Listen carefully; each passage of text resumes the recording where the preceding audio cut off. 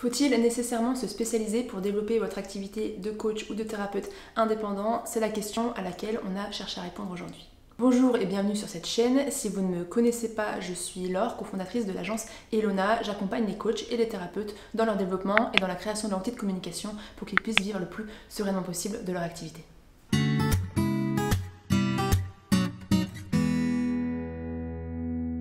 Si vous avez l'habitude de consommer du contenu sur le web, vous avez très certainement déjà dû lire, déjà dû entendre qu'il est nécessaire de se spécialiser pour pouvoir se développer durablement et pour trouver plus de clients.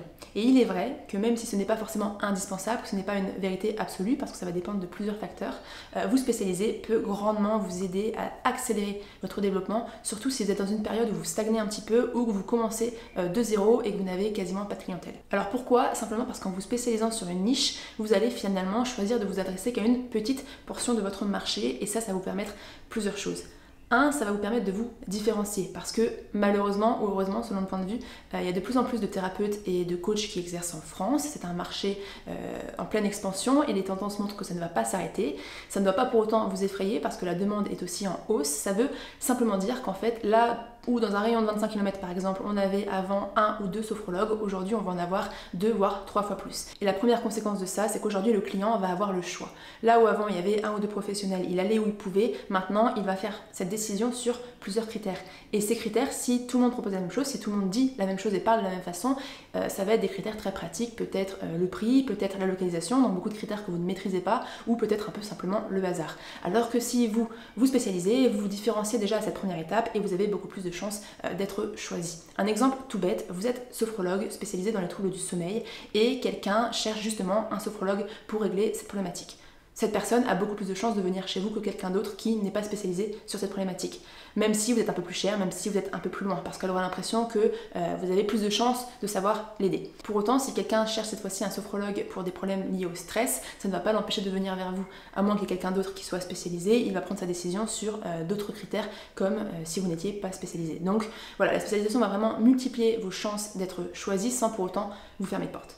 Le deuxième avantage de la spécialisation, c'est que vous allez pouvoir devenir expert dans un domaine sur une problématique précise et ça, c'est vraiment bien pour vous et pour votre client. Vous allez être reconnu comme tel dans votre domaine d'expertise. Vous allez pouvoir gagner en expérience, vous allez pouvoir maîtriser de plus en plus votre sujet, apporter toujours de meilleurs conseils et aussi être de plus en plus à l'aise et gagner en confiance. Et ça, c'est pas toujours évident lorsqu'on commence, donc c'est vraiment intéressant à ce niveau-là aussi. Sans compter qu'en plus, si vous traitez des problématiques complexes, si vous faites des choses que personne d'autre ne fait parce que vous approfondissez, parce que vous formez sur ces questions, il y a même beaucoup de chances que vos confrères vous recommandent parce qu'eux ne savent pas gérer la problématique en question.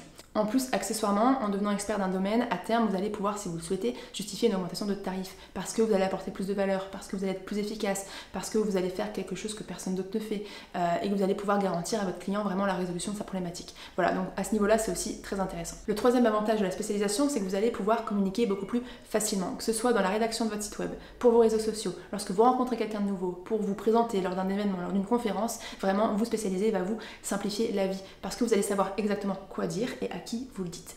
Lorsqu'on a un discours très général, qu'on essaye de plaire à tout le monde ou de parler, de toucher tout le monde, finalement on ne parle à personne et personne ne se sent réellement concerné parce qu'on ne fait qu'effleurer un tas de petites problématiques sans jamais vraiment rentrer dans le vif du sujet, sans aller en profondeur. Le contenu ressemble à celui de n'importe qui et on passe un peu à la trappe, on est invisible et on n'apporte pas vraiment de valeur. Alors que si vraiment vous avez une spécialisation, vous allez pouvoir cibler et concentrer votre discours sur une cible en particulier, sur une problématique, sur une méthode et vous allez pouvoir creuser. Et donc votre contenu va être beaucoup plus approfondi, beaucoup plus précis et beaucoup plus complet. Sans compter que votre cible aura vraiment l'impression que vous comprenez ce qu'elle vit, que vous pouvez l'aider, la connexion émotionnelle sera beaucoup plus forte parce qu'elle se sentira écoutée, elle se sentira comprise et elle aura vraiment l'impression que vous êtes la personne idéale pour elle. Donc là, à ce niveau-là, c'est déjà tout gagné. Voilà donc déjà 3 points pour lesquels vous spécialiser est intéressant, vous différencier, devenir expert dans un domaine et savoir communiquer beaucoup plus facilement. Alors maintenant la question ça va être de savoir comment et sur quoi se spécialiser. C'est une question qui peut être évidente pour certaines personnes, qui peut être un peu plus compliquée, prendre un peu plus de temps pour d'autres. Sachez en tout cas que vous avez plusieurs options. Vous pouvez déjà premièrement vous spécialiser sur une cible, c'est-à-dire choisir de ne vous adresser qu'à une petite portion de la population. Ça peut être les enfants, ça peut être les managers, ça peut être les sportifs, sportifs, les femmes enceintes, et vous allez pouvoir adapter votre discours à cette population en particulier parce que chacune a ses spécificités, chacune a sa sensibilité. Vous pouvez être par exemple psychologue pour les enfants, vous pouvez être coach en organisation pour les managers, les possibilités sont infinies. Deuxième option, vous pouvez vous spécialiser sur un problème précis, une thématique comme la perte de poids, comme le stress, comme la confiance en soi, et cette fois-ci vous allez pouvoir adapter votre discours à un problème précis, entrer dans le vif du sujet, approfondir le sujet et montrer que vous êtes la personne idéale pour accompagner les personnes qui vivent ce genre de problématique. Montrer que vous comprenez même mieux qu'eux ce qu'ils sont en train de vivre pour qu'ils aient vraiment l'impression que vous soyez la bonne personne pour les aider. Donc cette fois-ci, vous pouvez être psychologue pour la perte de poids, vous pouvez être coach en organisation pour la gestion des conflits. Une troisième option, ça va être de vous spécialiser sur les outils, par exemple la PNL, la CNV, la psychologie positive, l'Ayurveda, selon votre activité, pareil, vous avez énormément de possibilités. Et enfin, une quatrième option qui peut être intéressante, mais peut-être un peu plus technique, peut-être un peu plus risquée, en tout cas dans un premier temps, ça va être de vous spécialiser sur un business model en proposant peut-être quelque chose d'un peu original ou de simplement différent par rapport à votre offre, un accompagnement en atelier, des formations, un abonnement, voilà, ça c'est un peu à réfléchir, mais vous avez aussi cette option-ci. Voilà donc pour déjà 4 belles façons de se spécialiser, la cible, le problème, les outils et le business model. Vous pouvez bien sûr les cumuler si vous le souhaitez. Plus vous allez vous spécialiser, plus vous allez être sur une micro-niche, c'est-à-dire une petite portion de la population. Ça peut être intéressant dans certains cas, on pourrait être par exemple psychologue pour les jeunes mamans en baby blues, on pourrait être coach en organisation pour les managers en fin de carrière, voilà. Là aussi les possibilités sont vraiment infinies et c'est un peu à vous de choisir ce qui vous convient le mieux.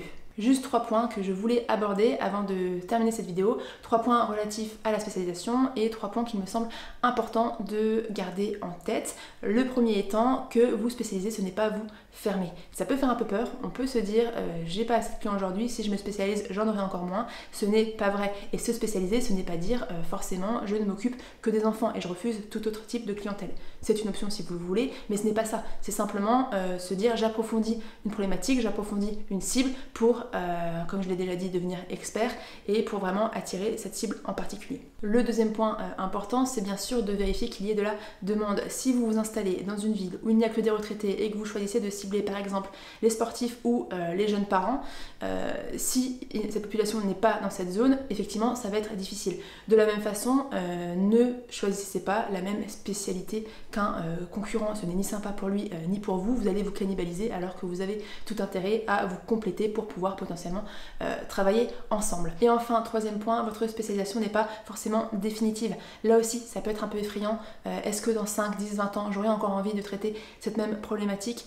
Cette question n'est pas très importante. Si vous avez envie plus tard de vous spécialiser encore plus, de au contraire élargir votre cible, de faire complètement autre chose, de vous diversifier, vous le pouvez. Vous restez le seul maître de votre bateau, vous faites ce que vous voulez de votre activité. Voilà donc pour la question de la spécialisation. Maintenant, comme je vous l'ai dit en début de vidéo, ce n'est pas forcément et toujours nécessaire. Vous avez des gens qui réussissent très bien sans jamais s'être spécialisé parce que y a un réseau, parce qu'il y avait une communauté déjà de base, parce que pas de concurrence, il y a plein de facteurs qui peuvent entrer en jeu, n'empêche que ça peut quand même vraiment vous aider.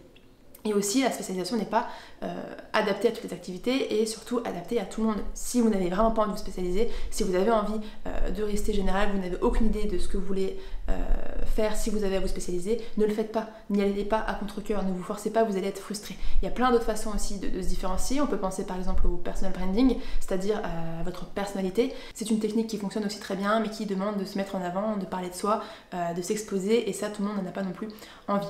Voilà donc pour cette vidéo. J'espère qu'elle vous aura plu, j'espère qu'elle aura su vous apporter quelques éléments de réponse, et si c'est le cas, n'hésitez pas à y mettre un pouce bleu pour nous montrer que ce contenu vous est utile, à la partager et bien sûr à vous abonner pour rester informé et pour suivre les prochaines vidéos. Sur ce, je vous dis à très bientôt et je vous souhaite une très belle journée.